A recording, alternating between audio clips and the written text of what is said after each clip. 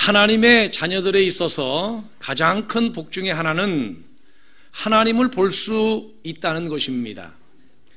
하나님을 본 경험을 한 사람들은 하나님을 경외합니다. 그리고 헌신을 해도 기쁨이 넘치고 하나님을 섬기는 일이 참 즐겁습니다. 사역을 감당해도 얼마나 기쁜지 모릅니다. 그런데 하나님을 믿으면서도 하나님의 자녀이면서도 또 하나님을 향해서 헌신하고 봉사하면서도 하나님을 볼 수 없다면 이것은 참 불행한 일입니다. 정말로 안타까운 일입니다. 비극 중에 비극입니다. 예수님 당시에도 늘 하나님을 믿고 섬긴다고 하면서 하나님을 보지 못하고 종교 생활하며 종교인으로 살아가던 사람들이 있었습니다. 대부분의 유대인들입니다. 주님은 그들을 향해서 이렇게 말씀하셨습니다. 마음이 청결한 자는 복이 있나니 그들이 하나님을 볼 것이며. 당시 유대인들은 구약의 율법에 따라서 자신들을 청결케 하기 위해서 많은 노력을 했습니다. 부정한 것은 절대로 먹지도 않았고 만지지도 않았습니다. 부정한 사람과는 접촉하지도 않았고 가까이 하지도 않았습니다. 부정한 동네는 들어가지도 않았고 혹 지나가는 경우에도 들어와서는 반드시 손과 발을 씻었습니다. 음식을 먹기 전에는 혹 부정할까 봐 손과 발을 씻었고 병에 걸리거나 몸에 흠이 있는 사람은 자신들에게서 아예 격리시켰습니다. 그들은 하나님께 가까이 가기 위해서 번제를 드렸습니다. 소도 잡고 양도 잡고 비둘기도 잡아서 번제를 드렸습니다. 열심히 번제를 하나님 앞에 드리면 자신들이 하나님 앞에 받아들여질 것이라고 생각을 했습니다. 때로 사람에게 보이기 위한 목적으로 자신들을 청결케 하기 위해서 노력을 하고 애를 썼던 종교인들도 많았습니다. 여러분, 하나님께 번제를 드림으로 회개하고 번제를 드림으로 죄 문제를 해결하도록 요구하신 것은 바로 하나님이십니다. 속죄 제물을 드리라고 요구하신 것은 하나님이세요. 그러나 하나님께서 이것을 요구하신 것은 제물을 드림으로 하여 그들의 마음을 받기를 원하셨던 것이지 그들의 마음이 하나님께로부터 떠나간 상태에서 고기만 요구한 것이 아니었습니다. 그래서 이사야나 호세아서에 보면 각각 이렇게 말씀하고 있습니다. 여호와께서 말씀하시되 너희의 무수한 재물이 내게 무엇이 유익하뇨?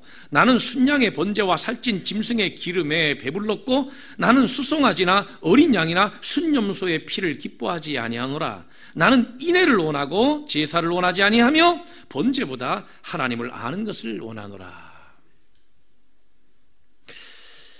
유대인들은 입술로는 하나님을 존경했습니다. 그러나 그들의 마음이 문제였습니다. 마음은 하나님으로부터 멀리 있는 상태에서 신앙생활을 했던 것입니다.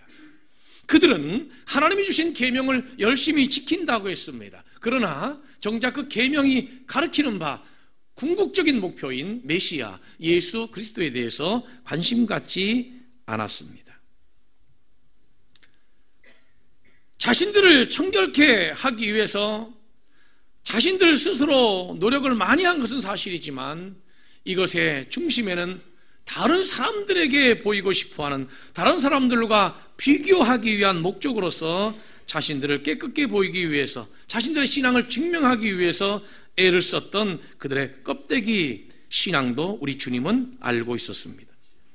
그래서 예수님은 그들을 향해서 화 있을진저 외식하는 서기관들과 바리새인들이여 회칠한 무덤 같으니 겉으로는 아름답게 보이나 그 안에는 죽은 사람의 뼈와 모든 더러운 것이 가득하도다. 그 안에가 문제였다는 것이죠. 유대인들의 종교적인 행위가 문제가 아니라 그 행위 속에 있는 그들의 속 안이 문제였다는 것입니다. 예수님께서 사람의 입으로 들어가는 것이 더러운 것이 아니라 사람의 입에서 나오는 것이 더럽다고 했습니다. 예컨대 사람의 마음속에서 나오는 것, 악한 생각, 음란, 도적질, 살인, 간음, 탐욕, 악독, 속임, 음탐, 또 질투, 비방, 교만, 우매함, 이런 것들이 다 사람을 더럽게 하는 것이라고 말씀하고 있는 것이지요. 그런 세대를 향해서 주님이 선포하신 말씀이 있습니다. 마음이 청결한 자는 복이 있나니 그들이 하나님을 볼 것이며 라고 하셨습니다. 마음의 청결에 대해서 무관심했던 당시 유대인들과 예수께 모인 자들을 향하여 마음이 청결한 자는 복이 있나니 라고 말씀하셨다는 것입니다. 저는 미국의 윌로우 클릭 교회의 빌 하이벨스 목사님의 인격이라고 하는 정의를 대단히 좋아합니다. 그분이 인격을 이렇게 표현했습니다. 아무도 보는 사람이 없을 때에 우리가 하는 행동, 그것이 그 사람의 인격이라는 겁니다. 그렇죠? 당사자가 듣지 않는 데서 그 사람을 이야기하는 그 입, 그게 바로 그 사람의 인격이겠지요. 남들 들리지 못하게 귀에다 대고 이야기하는 그 입술이 바로 그 사람의 인격이겠지요. 여러분, 청결이라고 하는 말의 대표적인 단어는 아케라토스라고 하는 단어를 쓰는데 신약에 28번 사용됩니다. 이것은 우유로 말하면 물타지 않은 것을 말하고 또 물로 말하면 그 자체가 깨끗한 것을 말합니다. 의식적으로 말하더라도 아주 종교적으로 깨끗한 것을 말합니다. 그러나 본문에서 사용된 단어는 아케라토스가 아니라 카다로스라고 하는 단어를 쓰는데 이 단어는 좀 다른 단어입니다. 이 단어의 핵심 개념은 무엇이냐면 두 마음을 갖지 않는 겁니다. 무슨 말이냐면 하나님을 섬기는 사람이 세상의 탐욕과 명예를 함께 추구하는 것, 이것은 마음이 깨끗한 것이 아니라는 겁니다. 신앙과 종교의 목적이 순수하고 깨끗하지 않다는 거예요. 하나님을 섬기는 사람들이 하나님을 섬기는 목적에서 벗어나서 하나님을 섬길 때 하나님을 섬기는 것은 섬기는 대로 섬기더라도 나는 존경받아야 되고 나는 인정받아야 되고 나는 명예가 높아져야 되고 나는 대단하게 보여야 되는, 이것이 바로 마음이 청결하지 않은 상태라고 설명하기 위한 단어인 것입니다.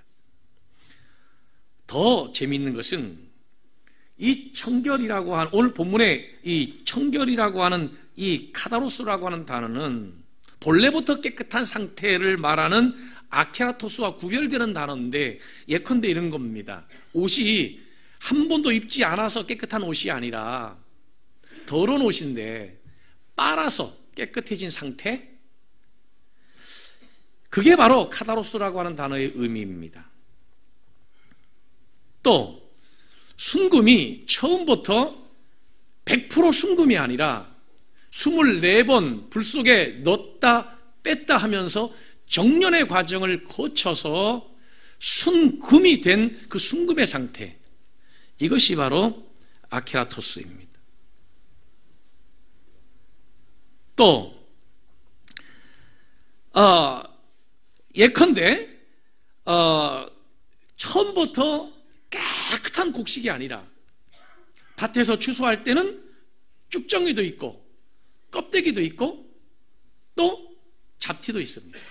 그런데 이것을 키질해서 알곡만 남긴 상태 또는 탈곡해서 하얀 곡식만 남긴 상태, 이 단어를 표현할 때 카다로스라고 하는 단어를 사용합니다. 그러니까 처음부터 깨끗한 게 아니죠. 깨끗하게 만들어져서 깨끗한 겁니다. 자, 하나님은 우리가 처음부터 깨끗할 수 없다고 하는 사실을 알고 계신 분이세요. 여러분, 이 세상에 죄인 아닌 사람이 어디 있겠습니까? 예레미야서 17장에 보면 만물보다 거짓되고 심히 부패한 것은 마음이라 그랬습니다. 의인은 없나니 하나도 없다라고도 말씀했습니다. 자기가 죄를 가지고 있지 않은 사람이 어디가 있겠습니까? 그런데 고난이라고 하는 것은요, 고난을 받고 그 위에 또 고난을 받게 되면 고난을 통해서 우리의 마음이 청결케 된다는 것이지요. 야곱을 한번 보겠습니다. 야곱은 그 인생의 성향, 패턴, 삶의 방식, 라이프 스타일이 사기꾼이에요. 야곱은 태어나면서부터 발 뒤꿈치를 잡고 태어났어요. 형의 발 뒤꿈치를 잡고 태어났어요. 이 사람의 기질은 사기꾼입니다. 근데 사기도 굉장히 고급 사기를 칩니다. 자기 자신도 속을 만큼 고급 사기를 쳐요. 아주 기묘하게 거짓말을 하는데 형에게 장자 축복권을 사기친 것도 마찬가지입니다. 겉으로 보면 분명 정당한 거래고 장사입니다. 흥정입니다. 그런데 교묘하게 사기를 친 겁니다. 아버지에게 축복 기도를 받아낼 때도 마찬가지였고, 그리고 삼촌 라반의 집에서 삼촌의 재산을 좋은 것만 자기에게 돌릴 때에도 삼촌하고 한 거래를 보면 분명 거래고 분명한 계약인데 아주 교묘하게 삼촌의 재산을 다 자기 것으로 돌립니다. 그러니까 얼마나 고차원적으로 거짓말하는지 자기도 자기에게 속아 넘어갈 만큼 아주 기묘하게 거짓말하는 것입니다. 자기도 속이고 남도 속이는 것입니다. 그런데 그런 인생은 고난이 떠나질 않아요. 인생이 참 거칠고 고난이 옵니다. 20년 동안 삼촌 나반의 집에서 엄청난 고난을 당한 끝에 코너로 몰려서 더 이상은 지낼 수가 없어 쫓겨나게 되었고, 그리고 야복강까지 그가 코너에 몰리게 되는데 거기에서 다 집어던지고 모든 것을 다 포기하고 하나님 앞에 메어 달리기 시작합니다. 오직 하나님을 찾는 거예요. 하나님을 살려주세요. 하나님만 갈구하고 하나님만 바라봅니다. 그런 야곱이 어떻게 되었느냐? 청결하게 됐습니다. 뭐가요? 마음이요. 그러면 그가 마음이 청결하게 됐다라고 하는 증거가 뭡니까? 오늘 본문에 말씀했잖아요. 마음이 청결한 자는 누구를 본다? 마음이 청결한 자는 누구를 본다? 마음이 청결한 자는 누구를 본다? 하나님을 볼 것이며 그가 하나님을 봤습니다. 그럼 그가 하나님을 봤다고 하는 증거가 뭐냐? 창세기 32장 30절에 이렇게 기록되어 있습니다. 야곱이 그곳 이름을 브니엘이라 하였으니 그가 이르기를 내가 하나님과 대면하여 보았으나 내 생명이 보존되었다 하미더라. 하나님과 대면하여 보았으나, 거기 하나님을 대면한 장소가 됐잖아요. 하나님을 대면했지 않습니까? 고난을 통해서 마음이 청결해진 자, 두 마음이 아니라 오직 하나님에게 초점이 맞춰진 자, 하나님만을 찾게 된 상태에서 하나님을 그가 만나게 되었다는 겁니다. 할렐루야, 할렐루야. 자, 욥을 보세요. 욥이 엄청난 고난을 당하는데 참 욥이 억울했을 겁니다. 왜냐하면 욥은 하나님 앞에 하느라고 했어요. 하나님을 섬긴다고 섬겼습니다. 정말 죄를 안 짓기 위해서 몸부림을 쳤습니다. 그런데 그에게 주어진 것은 뭐냐면 고난이었습니다. 자식들, 자신의 건강, 재산 모두 다 잃어버리고 다 빼앗겼습니다. 그래서 끊임없이 하나님 앞에 자기 자신의 의로움을 계속해서 항변합니다. 그러다가 그가 고난 끝에 급기야 이런 고백을 하게 됩니다. 하나님, 나는 이제 고난을 통해서 내 마음이 청결하게 되었습니다. 욥이 청결하게 됐다라고 하는 그 증거가 뭔가? 욥기서 42장 5절에 보면 욥의 고백이 나오는데, 내가 주께 대하여 귀로 듣기만 하였사오나 이제는 눈으로 주를 배웁나이다. 주님을 봤다는 거예요. 눈으로 주님을 보았다는 거예요. 왜요? 고난을 통해서 그가 마음이 청결해져서 주님을 봤다는 거예요. 오늘 저와 여러분들이 그와 같은 믿음의 사람이 되기를 주님의 이름으로 축원합니다. 여러분, 하나님은 우리의 중심을 보십니다. 사람은 겉모양을 보지만 우리 하나님은 사람의 중심을 보십니다. 사람의 중심이 깨끗한 사람을 주님은 기뻐하시고 하나님의 거룩한 사역자로 사용하시는 것입니다. 그래서 하나님이 가장 사랑했던 사람이 바로 다윗이었습니다. 왜 그런가? 여러분, 다윗은 양을 치던 목동 시절에도 그의 마음의 중심이 오직 하나님께만 초점이 맞춰져 있었습니다. 골리앗 장수 앞에 섰을 때에도 그는 오직 하나님이었습니다. 내가 만군의 여호와 이름으로 내게 나아가노라. 다윗이 왕이 되었을 때도 자신이 앉은 왕좌, 자신이 앉은 보좌, 자신이 앉은 권자, 이것이 바로 자신의 것이 아니라 하나님의 것임을 인정했습니다. 그래서 하나님을 만군의 여호와여 이렇게 불렀습니다.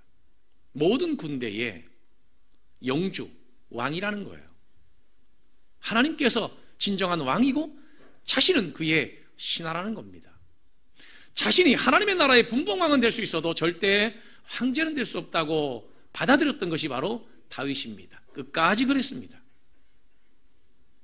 그래서 하나님은 다윗을 좋아했습니다. 그러면 여러분, 다윗이 자기의 일생을 통해서 가장 괴로워하고 가장 힘들어했으며 하나님 앞에 가장 간절히 기도했던 기도의 제목은 무엇이었을까요? 다름 아닌 자신의 마음 중심의 청결 문제입니다. 마음의 청결 말입니다.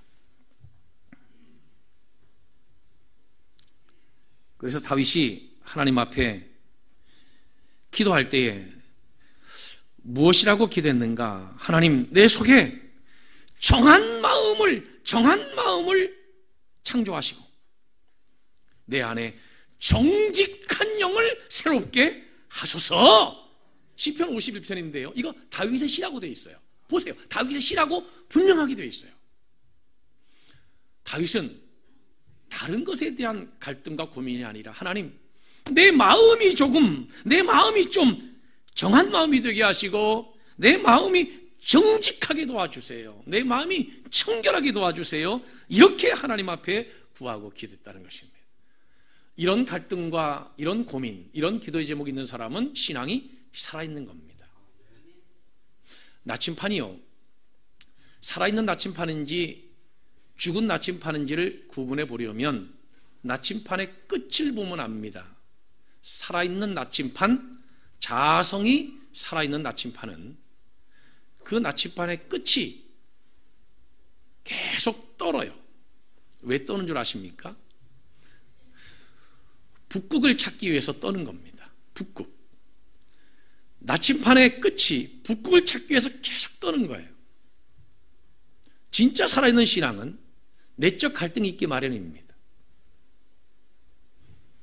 내가 왜 하나님을 닮지 못하지? 하나님의 자녀인데 왜 내가 남을 미워하지? 내가 왜 남을 더 끌어안지 못하지? 하나님의 성품인데, 주님의 성품인데 내가 왜 하나님 닮지 못하지? 라고 하는 갈등을 갖게 되어 있는 것이에요. 그게 진짜 살아있는 신앙입니다. 하나님은 다윗의 그 중심을 보셨습니다. 그래서 다윗을 사랑하셨습니다. 여러분, 신앙이라고 하는 것은요, 내 마음 밖에서 이루어지는 행위가 아니라 내 마음 안에서부터 이루어지는 행위라고 하는 사실을 믿으시기를 바랍니다. 보세요, 여러분. 많은 사람들이요, 행복을 추구합니다.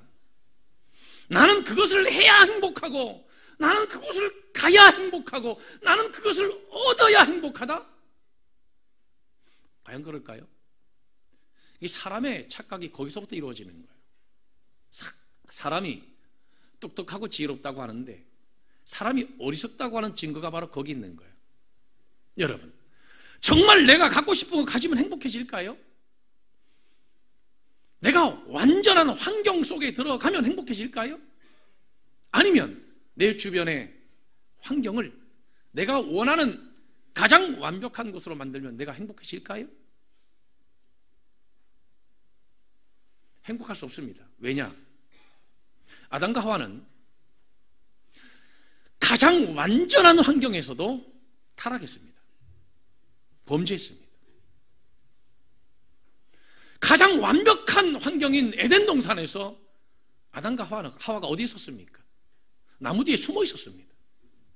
죄책감에 시달렸습니다. 행복해 보여요? 에덴 동산은 아니지만 구약에 가장 완전한 장소처럼 소개된 곳이 있습니다. 바로 가나안 땅입니다. 가나안 땅을 젖과 꿀이 흐르는 땅이라고 표현하고 있지 않습니까? 그래서요, 그 가나안 땅에, 그 완전한 완벽한 가나안 땅에서 이스라엘 백성들이 어떻게 살았습니까? 행복했나요? 이스라엘 역사상 가장 우상을 많이 숭배했던 장소가 가나안 땅이었습니다. 가장 하나님 앞에 범죄하고 가장 엉터리로 하나님을 섬기던 곳이 바로 가나안 땅이었습니다. 하나님이 가장 붕괴하고 하나님이 가장 걱정했던 그 장소가 바로 가나안 땅이었다고 하는 사실 여러분 아십니까? 그러므로 내가 좋은 환경에 들어간다고 해서 완전해지는 게 아닙니다. 내 주변의 환경을 바꾼다고 해서 결코 내가 완전해지는 것이 아니라는 거예요. 이것은 믿으라고 하는 얘기가 아니라, 여러분, 이게 인정되시면 아멘 합시다. 인정됩니까? 그렇잖아요. 정말 내가 누구 때문에 죄를 짓고 누구 때문에 내가 불행하다고 하면, 그럼 에덴 동산에서는 왜 아담과 하와가 범죄하고 그렇게 불행하게 살았습니까? 그거 아니지 않습니까? 자, 그러면 우리가 한 가지 심각한 문제에 봉착하게 되는데, 그게 뭐냐면, 목사님, 아유, 신년도 됐는데 이제 작년에 소리 지르고 올해는 좀 꺾일 줄 알았는데 계속 소리 지르시는데, 근데 아무리 들어봐도 그 참 추상적인 말씀만 계속 하시는데, 목사님 하나님 보셨어요? 하나님 어떻게 생기셨어요? 여러분들이 저한테 한번 물어보세요. 목사님 하나님 보셨어요? 이렇게 물어보세요.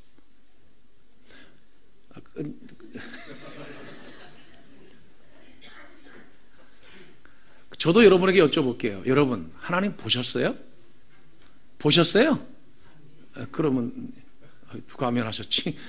내가 지금 하나님이 키가 몇 센치인지 물어보려고 그랬는데, 하나님 키가 얼마나 큽니까, 여러분? 하나님 키가, 예? 제 생각에는 아마 173일 것 같아요. 제가 173이니까. 예. 아니, 물론 실제로 달아보면 2입니다. 근데 나는 173이라고 믿고 싶어요. 내가 173입니다. 자, 하나님이 어떻게 생겼을까요? 하나님 본 사람 흔들어 보세요. 아, 도대체 하나님을 어떻게 보라고 이 주일날 소리 지르는가? 뭐 그렇게 설교를 뜬구름 잡듯이 그렇게 하나님 보라고 그러면 신앙생활 하면서 하나님의 자녀인데 내가 하나님 못 봤으면 그럼 내 마음은 다 더러운가? 목사님, 그 주일 첫 예배부터 그 우리 모두 다 죄인으로 몰아붙이시는 거 아닙니까? 아유, 그래도 권사님들 정도 되면 하나님 보셨을지 않을까요? 하나님 보셨습니까? 권사님들. 아까 전에는 그 아멘 소리도 들리고 그렇던데, 그래도 장로님 정도는 보셨겠죠, 하나님. 하나님 봤어요? 하나님 어떻게 생겼습니까? 그러면 신임 안수 집사님들이야 순수하니까 하나님 보셨겠지요? 예, 신임 안수 집사님들 손 들어보세요. 어디 계신가? 예, 하나님 어떻게 생기셨어요? 자, 오늘 주님이 산에 올라가셔서 산상수훈, 산상교훈, 산에서 하나님 나라 복음을 가르치시는데, 거기에 유대인들이 잔뜩 모였습니다. 많은 군중들이 모였습니다. 그들을 향해서 분명히 이렇게 말씀하셨어요. 마음이 청결한 자는 복이 있나니 그들이 하나님을 볼 것임이라. 마음이 청결한 자가 정말 행복하다. 이게 복은 행복이라 그랬죠. 그때 행복의 극치입니다. 이 세상에서는 찾아볼 수 없는 개념의 행복이니까 천상에서나 경험될 수 있는 그런 행복인데, 그것을 우리가 여기에서 누릴 수 있다는 거예요. 정말 행복한 거, 정말 행복한 거. 그러면 그 행복은 어떤 행복이냐면 하나님을 보는 행복이라는 겁니다. 주님께서 이 말씀을 하실 때에 왜 이 말씀을 하셨는가라고 하는 것을 우리가 알아야만 합니다. 자, 주님께서 이런 말씀을 하셨어요. 우리처럼 빌립도 주님께 이렇게 질문한 적이 있습니다. 빌립이 이르되 주여 아버지를 우리에게 보여주소서 그리하면 족하겠나이다. 아멘이죠? 하나님 보여달라는 거예요.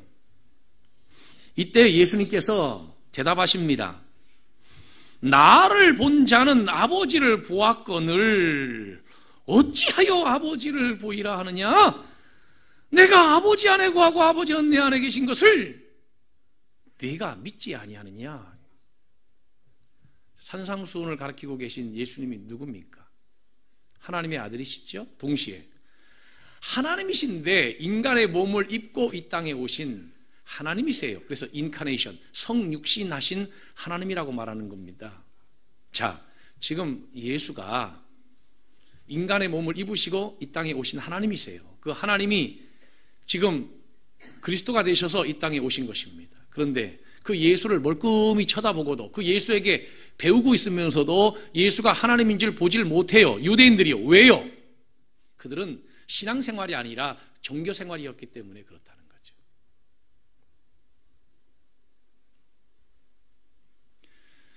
그들의 마음이 순수하지 않았기 때문에, 그들의 마음이 청결하지 않았기 때문이에요. 신앙의 전부다 신앙 더하기. 그들의 신앙은 무엇이 되기 위한 신앙이 아니라 무엇을 하기 위한 신앙이었다는 거죠. 다시요. 무엇이 되기 위한 신앙이 아니라 무엇을 하기 위한 신앙이었다는 거예요. 그들의 마음은 청결하지가 않았어요. 진짜 신앙인은 내가 신앙인으로서 어떤 일을 해야 될까라고 하는 고민이 아니라 내가 어떠한 사람이 되어야 될까, 여기에 포커스가 있고 핵심이 있는 거예요. 여기에. 할렐루야.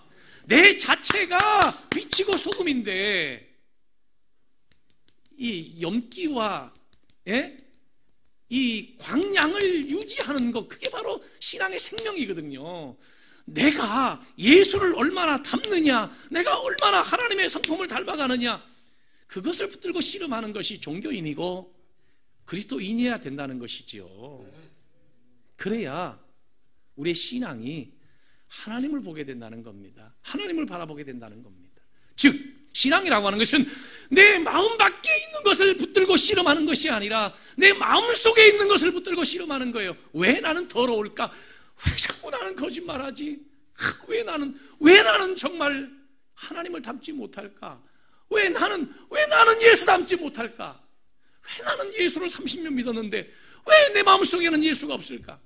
왜 나에게서 예수의 모습이 나타나지 않을까?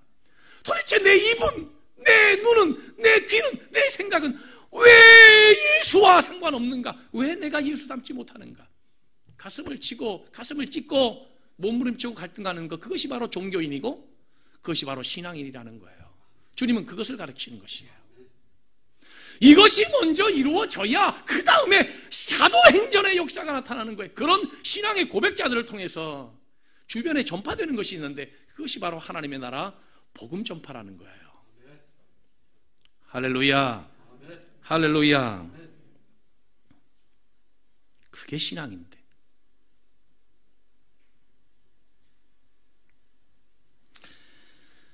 여러분 다시 말씀드립니다. 신앙생활은 환경이 아니라 자신의 마음의 문제입니다. 아무리 완벽한 환경도 결코 우리가 하나님 앞에 가까이 가게 하지 못하는 것입니다. 하나님을 보는 사람의 특징은 무엇이냐면 자기 마음의 청결에 대해서 갈등하고 고민하는 사람들입니다. 요한복음 3장 3절에 보면 주를 향하여 소망을 가진 자마다 그의 깨끗하심과 같이 자기를 깨끗하게 하느니라 그랬습니다. 주를 향하여 소망을 가진 자마다, 주님을 소망하는 자마다 주님이 깨끗하심 같이 우리가 청결케 되기 위해서 애를 쓰고 노력하게 되어 있다는 겁니다. 빌립보서 2장 5절에 보면 너희 안에 이 마음을 품으라 곧 그리스도 예수의 마음이니 우리 속에 예수의 마음의 문제를 가지고 갈등하고 씨름하는 거, 그게 진짜 종교인이어야 한다는 것입니다.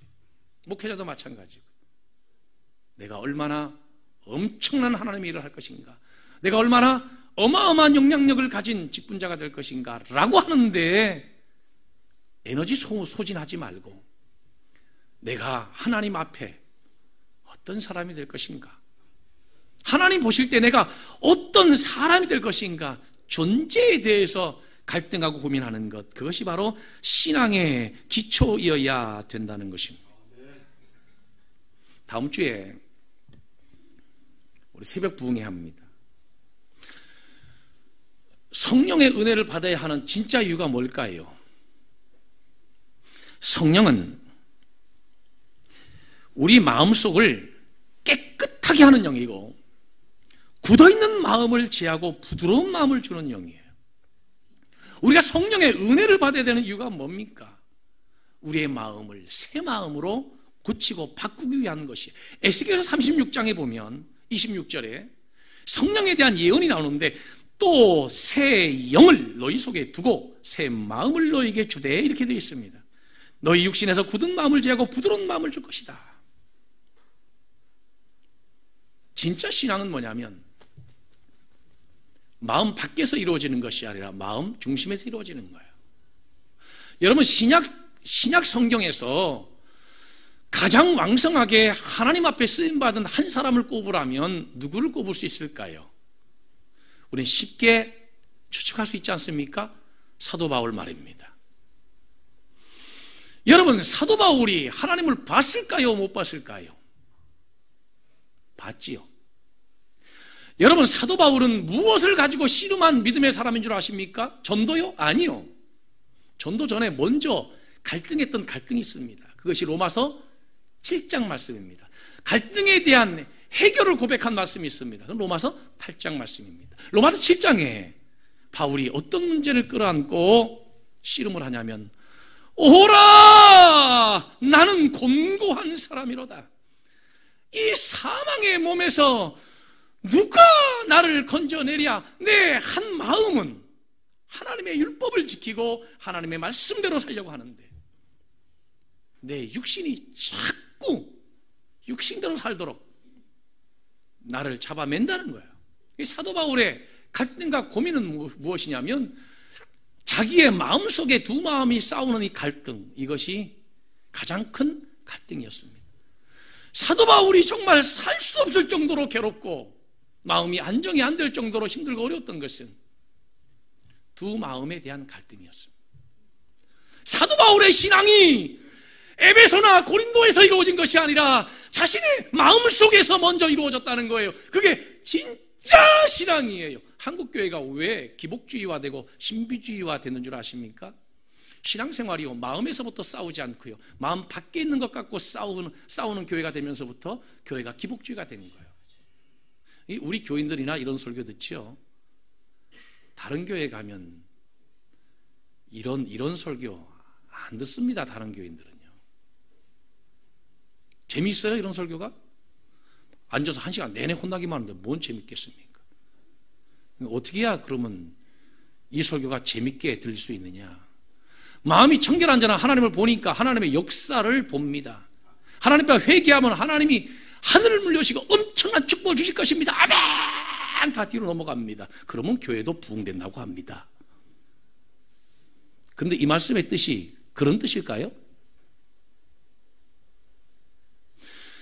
왜 우리는 예수 이름으로 기도하면서도 예수 만나지 못하고, 왜 하나님의 자녀이면서도 하나님 제대로 만나지 못하고, 왜 신앙생활이 도대체 행복하지 않은 것입니까? 그것은 우리의 신앙이 마음 밖에서 이루어지기 때문에 그래요. 마음에서 결정되는 것이 아니라 마음 밖의 조건 때문에 내 신앙에 희비가 갈리기 때문에 행복하지 않은 거예요. 재미없는 거예요. 앞으로도 영원히 재미없을 거예요. 그것은 교인들뿐만이 아니라 목사도 마찬가지입니다.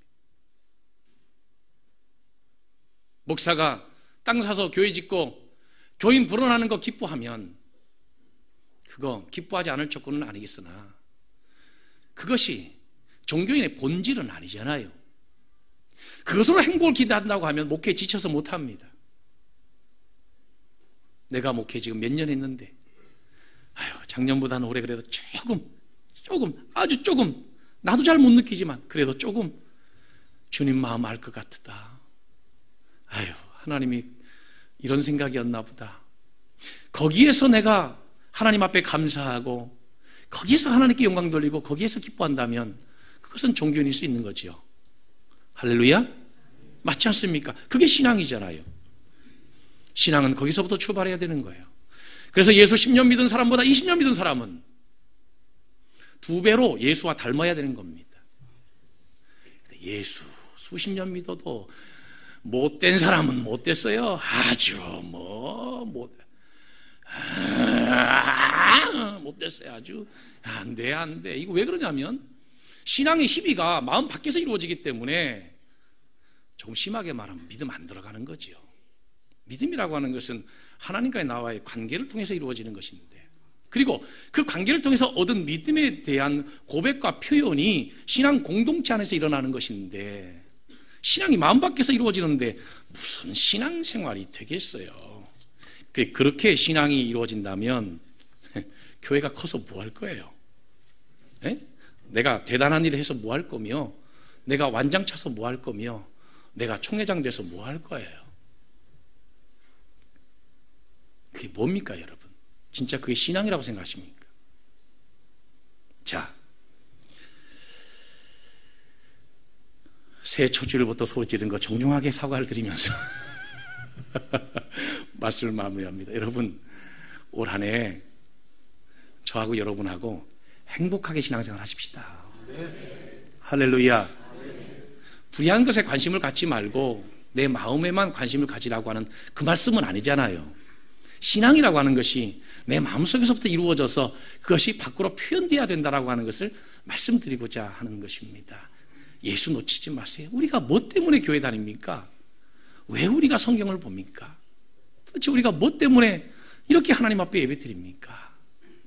예수 때문에 그런 거 아니에요? 예수 때문에 말입니다. 예수 놓치면 무슨 소용이 있어요? 물을 떠난 고기가 혹시 산다 하여도 예수 떠난 심령은 사는 법이 없어요. 예수 떠나서 무슨 소용이 있으며, 포도나무에서 가지가 잘리워지면 무슨 의미가 있겠습니까? 예수 놓치지 마세요. 제발 올 한 해만큼은 신앙생활 마음 밖에서 하지 말고 이 속에서부터 예수 닮기 위해서 씨름하는 진짜 신앙인 되기를 주의 이름으로 축복하고 축원합니다.